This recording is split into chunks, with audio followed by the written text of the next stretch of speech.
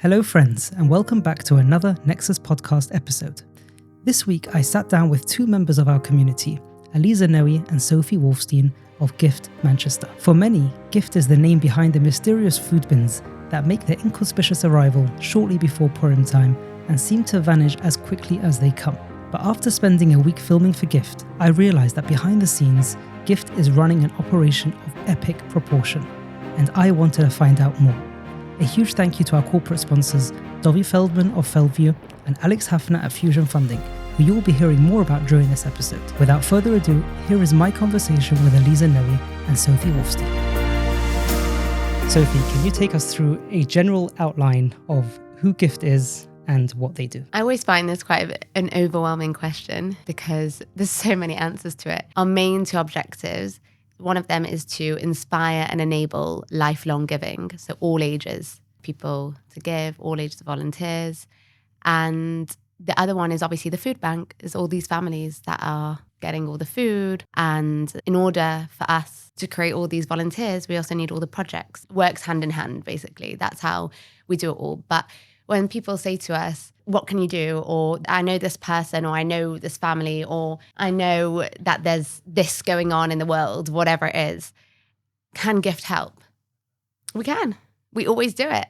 When everything happened with Ukraine and they didn't have any clothes, and then we sent out loads of food. We did it in conjunction with London. We had the most amazing volunteers who stepped forward, schlepping everything. We had incredible people from all different areas of the community bringing stuff, duvets, jumpers, you name it, they brought it. It was just amazing. So that's obviously quite an extreme thing, like sending this massive lorry. Then it went to London, it went with all their stuff, and it went to the Ukraine. And they benefited from it greatly. But even if it's a small thing, someone saying, you know what, my child really is into chesed, like what can you offer for them? And we'll say, come and do a packathon. Let's make a project with them. We always want to be there and say, yeah, let's do it. Let's have fun with it, Okay, so Aliza, for someone going through a crisis, it takes real courage to admit to a stranger that not all is okay. How do you create that safe space for those that need to lean on Gift to feel at ease doing so? So first of all, I would make a meeting in their own safe space. It could be their home. Sometimes I've met people in their car because they don't feel their home is so stable at the moment. And I will just clarify to them how we are so confidential. Their information does not go any further than the family liaison officers at Gift. We also have it that our volunteer drivers very much do it at a knock and drop situation. They will just know the address, leave the bag at the door, knock and walk away. So no one sees the drivers and the drivers don't see the recipients, which is really reassuring to a lot of families because it feels like their pride has been taken away. And this way they keep their dignity and they are so reassured by that and they're so thankful and grateful. How does Gift market itself to the public so that, if somebody needs that support, it's, we're a safe organisation to reach out to, even on that initial introduction? I have introduced myself to a lot of organisations within the Manchester community.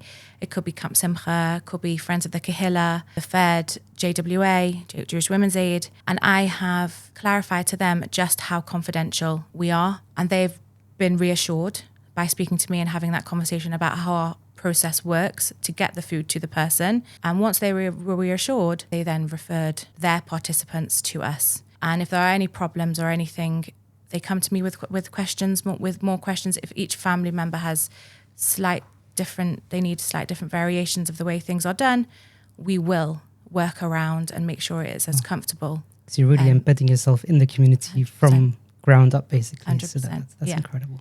I witnessed the Shabbos food preparation, and it was like watching a military operation. Within an hour, we had a commercial amount of food that was neatly portioned, sealed, labelled, bagged, and ready for dispatch. How did the Shabbos meal program take off, and what did it take to advance it to this stage of efficiency? It's actually a very funny story how that started. It was in August, and August summer holidays, I think 2 years ago. Yeah, 2 years ago. And I got a call from one of our volunteer drivers who had been having a conversation with a caterer. And this caterer is a very special person. He basically said, listen, I do all this top catering for these massive weddings, massive events and everything, but I want to sit at my Friday night table and know that there are people in this community who can't necessarily afford even the basic Friday night meal, that they are able to have that, and that they can sit there and, you know, and enjoy it themselves. So it was the year, obviously the cost of living crisis has been happening for a few years now, but it was the year where it all sort of just went crazy. And we were getting a lot more referrals in, and we realized that there's such a need. And it's not, I know people have mentioned in the past, until people say these things until they actually come and see what we do. Some people are saying, well, you don't need to give them their full cooked meals. It's not good. People shouldn't be relying on it. Trust me, this is not relying on it. We're giving, we're helping, and we've had people who have told us that they're not even using their ovens at the moment because of the energy to pay for the electricity. Wow. Okay? So this is what we're talking about. We're not just talking about the people that can't be bothered cooking for themselves. Okay? So it's extreme. We've had a family who, her son wanted to eat kosher meat, and they didn't as a family, but she couldn't afford it. So I'm saying we're looking at these extremes, and the feedback that we started to work with this caterer, and his chefs would make all the food. And there's this amazing woman called Jane Braslavsky, who was the one who initially called me and said, listen, this person wants to do this. And I said, let's do it with gift. Wow. And 2 weeks later, we were up and running. 2.5 weeks later, we were up and running. So it was really very fast. It was a bit of a shock to the system, but it was incredible. And Abby, our colleague, she has basically runs it all. And we have these amazing dinner ladies who come every Thursday morning. And as you say, they pack up like a military operation. Literally. They pack up. It's incredible. So now, unfortunately, we don't do it with this chef anymore, but we do it with, we have to pay for these meals. The first week, I think we were there with the dinner ladies. We started off for 4 hours, but then Jane and Abby continued for another 4 hours to get these packages sorted. And it was just abnormal. Now we're doing more families. We are so grateful for the dinner ladies because we get it done in about an hour now on a Thursday morning. It's the most amazing operation. As you say, you've come in and everyone knows exactly what they're doing, the portions, you know, how they're slicing up that kugel and the maths that's going into how many portions in one tray. It really is amazing. And they all love it. We all love being with each other. And I guess this is like our whole aim for Gift is, we've got all these women in the same room, loving doing this, knowing that all these families are going to have this delicious Shabbos food. And one of our main goals is all the volunteers that we're bringing in to come and collect the food from the fridge that afternoon, that evening. It's incredible. They all come in, the same as the non-perishable food. They come in, they have their symbol that they collect from. They know the address. They collect it and take it to the person's house. The person knows to expect it on a Thursday evening, and it goes straight into their fridge and ready for Shabbos. Just a quick break to tell you about a property management company that does things a little differently. So many landlords across London are looking for the perfect partner to manage, maintain, and maximize the performance of their portfolio. And more landlords are now realizing that if they want a company that they can trust 110% with their investments, Dovi Feldman is their man. Whether it's pre-purchase advice, converting a property into an HMO, and of course, making sure you get your monthly rental payments and statements every single month on time, you need Feldview. Fully regulated and covering London and surrounding areas, work with a property management company that just gets it. Reach out to Dovi today, details in the show notes, and now, back to this week's episode. I know what it costs to make Shabbos for a family. To think that one organisation is responsible for Shabbos food of 80 plus families each week is tremendous. Aliza, can you describe that feeling that a family experiences when they get that message back from you? Welcome to the Gift family. We've got your back. I can't describe it. I just feel like I'm doing so much good, and they are so appreciative. The first time they get the Shabbos food, the messages I get that they can't believe, they are in awe. They are in awe that they're getting this gorgeous looking piece of chicken, kugel, and cooked yummy vegetables, as well as schnitzel and cholent. They're blown away. They are absolutely blown away. And the messages that I get, the thank yous, the appreciation is just unbelievable. And I'm not doing it for the appreciation. It's just the fact that we're able to help these families that really are in dire, awful situations that no, I wouldn't wish it on anyone. And I can't really even put into words just how much of a difference we're making to so many people. Often it's not about the financial support. I mean, during COVID, many people, regular run-of-the-mill families, got a taste of what it means to be incapacitated.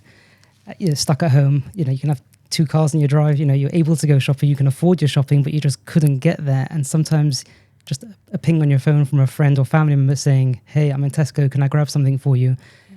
And that just flips the script for a family who so desperately needs a shoulder to lean on. Absolutely. I mean, I can turn my phone on a Monday morning, my work phone, and I never really know what I'm going to get. And it's really, really positive. It's a real feel-good feeling knowing that I can't go into my Friday night meal knowing that there are these families that literally cannot, or having tuna sandwiches, for example. One of our families I know was having tuna sandwiches before coming to gift. The feeling I get going into lighting my Shabbos candles is knowing that we have helped so many of these families have a normal Friday night that we take for granted. We take for granted that we've got a piece of roast chicken and a yummy chicken soup to have. To not have those staple things is just, it's very hard. We don't think about these things as a benefit or as a luxury. But for a family that can't do it, meaning even if they perhaps can afford it, but due to a medical circumstance or just a family situation going on, they just can't get to prepare. Having that prepared meal coming to their door just takes that weight off their shoulders, knowing they're putting a hot meal on their table for their children. It was just crazy COVID because everyone has to slow down, as you said. And we were like non-stop on our phones because we had got all these vulnerable people who needed to shopping, pick up prescriptions, this, that, the other. And we just made this huge WhatsApp group of volunteers and just wrote the whole time. And we had people left, right and centre just going to this, that, the other, like unbelievable. Going to the shops, picking up prescriptions. It was just the basic day-to-day living. That couldn't, even getting someone who's baking, like you say, like a babka, something to drop it off. Because just if they are so stuck in their home, we were action. We had to be active. We felt like it was that is what we do. And we had to just get up and do something. And our families grew, our numbers grew, arranging volunteers and making sure that we were following the rules correctly, that it was just one family unit at a time. It was a big turning point of gift as well, because we gained so many new volunteers because people were sat at home and they were like, we need to do something. What can we do? So we've touched on Shabbos, which is a weekly requirement for a family with those hot meals. How are these families, they're thinking ahead, what's going to be with my Rosh Hashanah, with my Yom Kippur, with my Sukkos? They've got kids at home, and if they can't cook a Shabbos, they're not cooking a 3-day Yom Tov either. How are these families looking at their calendar and saying, we're going to pull through, and how is Gift responding to that? So we give extra food when it comes to Chagim time. When it comes to Rosh Hashanah, honey cake, honey apples. So it's less things for them having to buy when it comes to the halachic requirements. We make sure that we create, sounds mad because it sounds like we're making loads of work for ourselves, but every single thing, let's say with the honey and the apple and we give extra candles for Yom Tov and everything like that.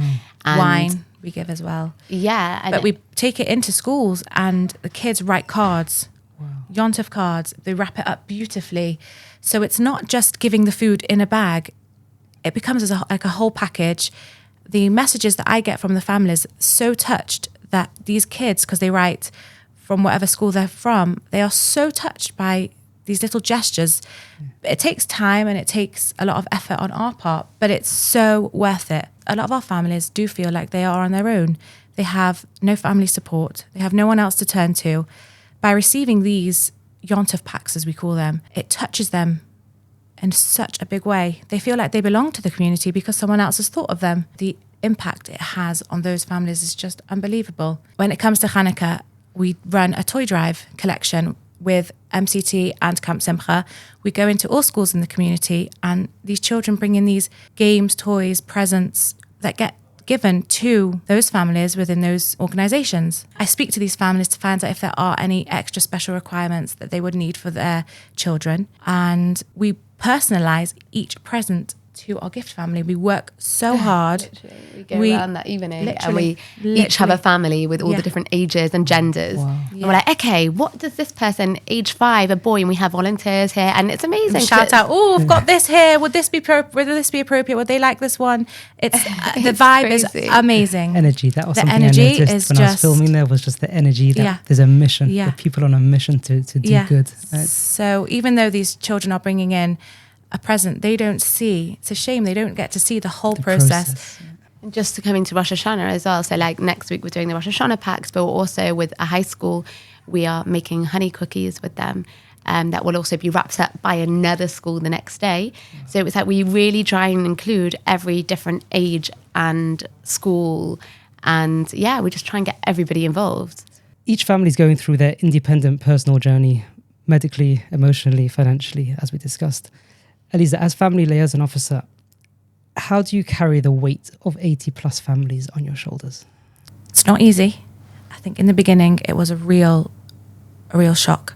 You get to know them on a really personal level, and it's just knowing how to deal with all this extra information that you've been given. And I feel like it's a real position of a responsibility. I feel a huge responsibility that now that I've got to know them on such a personal level, how much I actually have to help them. And I feel very, very responsible. If something goes wrong, I feel like it's my fault. If something's not quite on time, a big responsibility. But I will say that we do have a counsellor that we can speak to whenever we need. If there's been a particularly difficult case, to talk it through, to understand it more. She works for a lot of other organisations as well. So knowing that there is a way to process things has also been a big, big help. So thank you to her. And also my husband. My husband is... Shout out to Moishi. Yeah. He is... The amount of times I've had to sit him down and just not give too much information, but to just offload. It's no secret that getting funding for your property purchase can often be a headache. We've all been there before, awaiting callbacks, chasing for updates, and sometimes even losing out on a deal. But it doesn't have to be that way.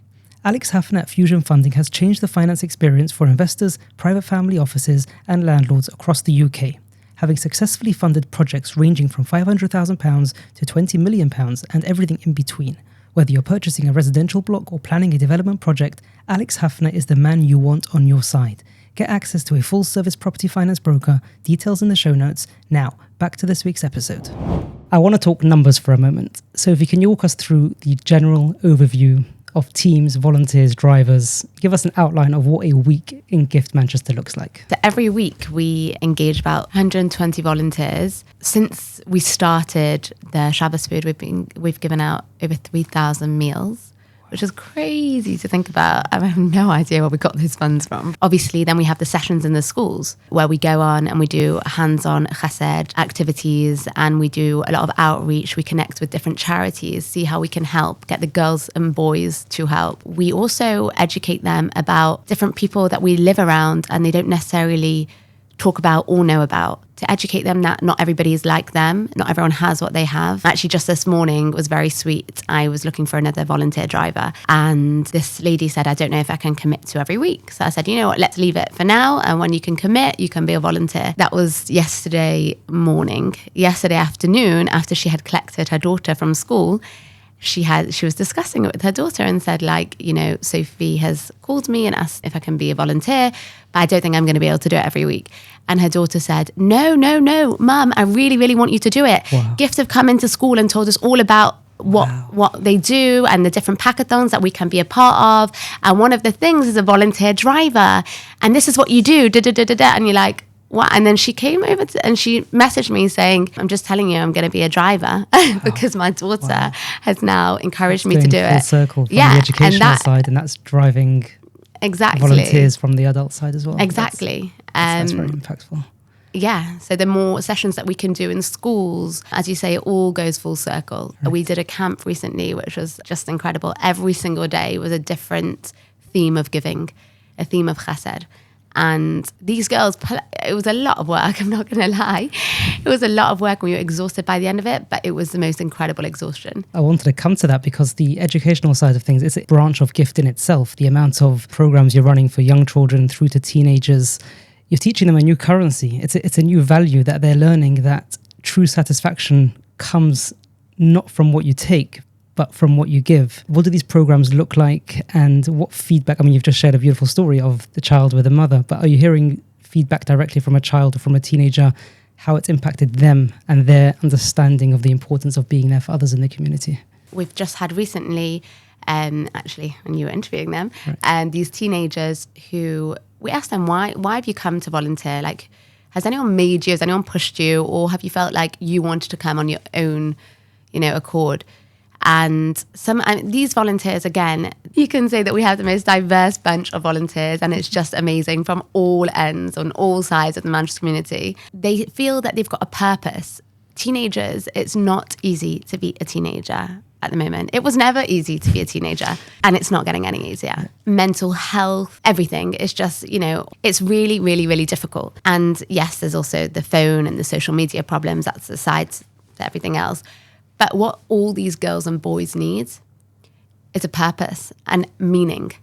And when they come and pack up these food bags, or when they come and do whatever project that they want to do for other people, whether it's even going to visit somebody, or we did flower arranging, going to old age homes, going to visit them, calling up somebody who's a bit lonely. That's what we did as one of the projects in camp, was we actually made these babkas. And these babkas, they had to choose one person in their life that they feel that could really do with receiving it.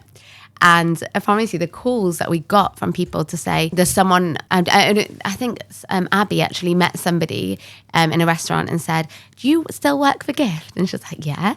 She said, well, my grandmother received a babka from one of your volunteers because she was at your camp. And my grandma lives by herself, doesn't always get visitors. And she knew this girl thought for herself, okay, who can I give this to? And this is exactly what we wanted. It's very easy to sit the kids down, do chesed, and it sort of sometimes, unfortunately, goes in one ear and out the other very, very, very quickly. But for them to actually sit and think for themselves and think, who can I help today? What can I...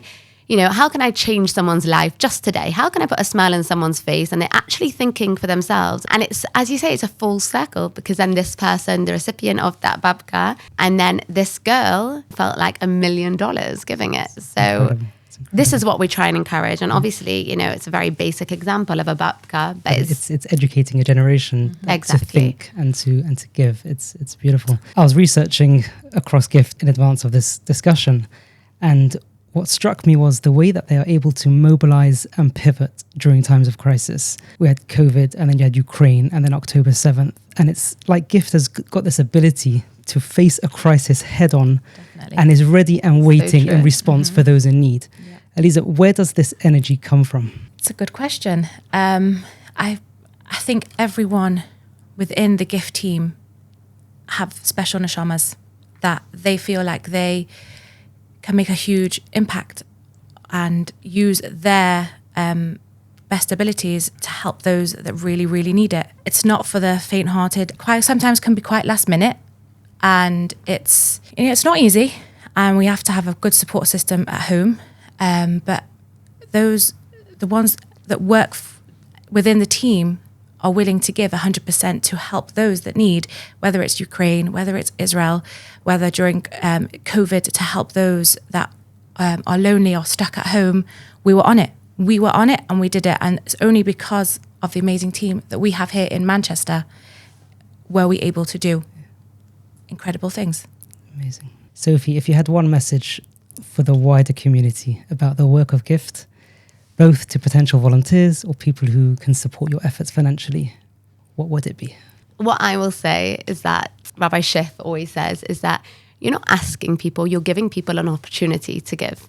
And I guess that's everything that we do in Gift. We're always giving people the opportunity to do chesed, to give, to be a better person, and please God, create a better world out of all the giving. And also, it's not just children, as we say, it's teenagers, it's young professionals. We say it's from like age 7 to 70 or 80, When I hear of people who in the news that don't necessarily know what to do with their money, I always say to Alex, I'm like, oh gosh, they need Gift. They need gift to educate them how to give, what an amazing opportunity it is to give, how amazing they will feel with themselves, because there's nothing like it. And if anyone is down in the dumps, I promise you, just go and do something for somebody else. And that will lift you. That's beautiful. I mean, what's also incredible to see is that, like you mentioned before, the diverse amount, the range of volunteers from every aspect of the community. Every part of the community is involved in this, both on the giving end and on the receiving end. There's no barriers in gift.